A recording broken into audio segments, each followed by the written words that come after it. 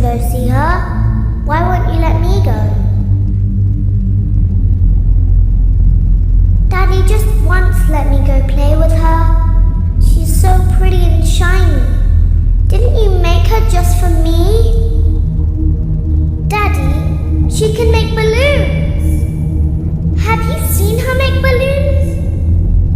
Oh, Daddy, let me go to her.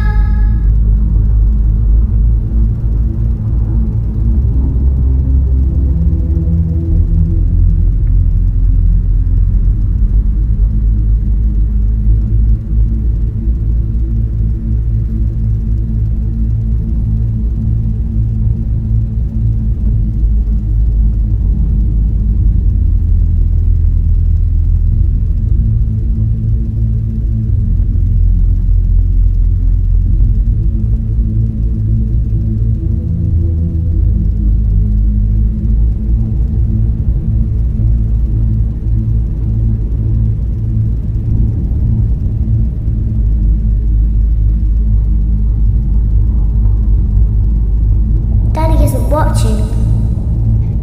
Don't tell Daddy that I'm here. I wanted to watch your show too. I don't know why he won't let me come see you. You're wonderful. Where do the other children go?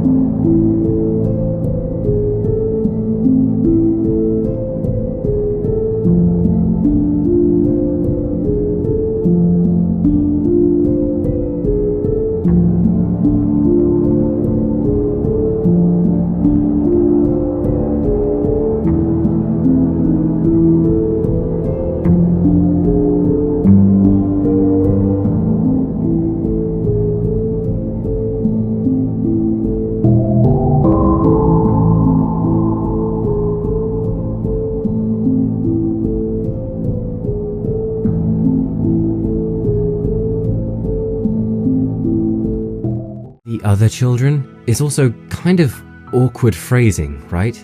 It's kind of weird to hear children refer to each other as such instead of just saying the others or everyone else. She uses this phrasing more than once as well. So I guess for some reason Elizabeth is just like overly aware of her age. She says it first when talking to William. You let the other children go see her? And again when talking to Baby. Where do the other children go? Though she could also just be thinking aloud here, but it ultimately doesn't matter which is the case.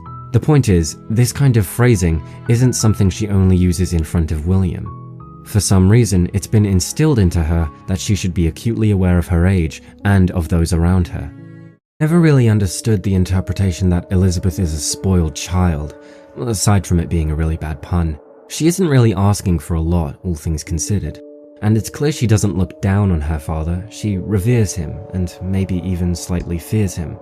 You might point to this next line as evidence against this. Oh, she's being selfish, her father literally made her a robot and she's having a tantrum just because she can't play with it. But, no. Listen to the emotion in her voice. Daddy, just once let me go play with her. She's so pretty and shiny. Didn't you make her just for me? Elizabeth is not angry here. She's hurt, disappointed, confused. She was led to believe that Baby was made just for her. One way or another, that idea was put into her head and was not something she just pulled out of nowhere. Again, I refer to the volume of her voice throughout this line. She begins at a moderate volume, then lowers her voice, then raises it. Again, it seems that she's apprehensive or shy about justifying why she feels the way she does. You can practically hear her bashfully looking away from William and down at the floor when she starts describing what she likes about Circus Baby. She's so pretty and shiny. She feels small and ashamed for having these feelings which have continually been invalidated. She isn't even demanding anything from William here.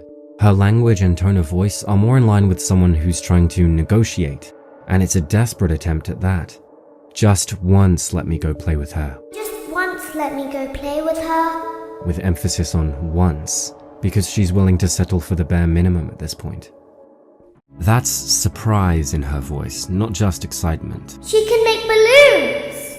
She even gasps very faintly before asking if William has ever seen Baby make balloons. Balloons!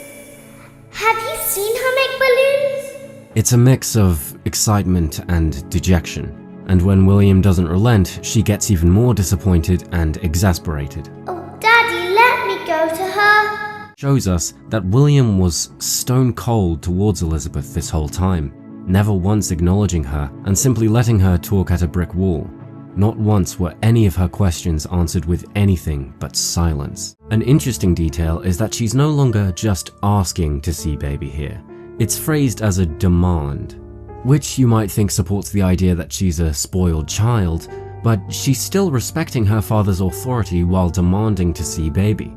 Let me go to her, not an unruly, I want to go to her, or take me to her. William has raised Elizabeth to know her place, as it were, so she knows not to act out, at least not in front of him. But there's only so much neglect a child can handle.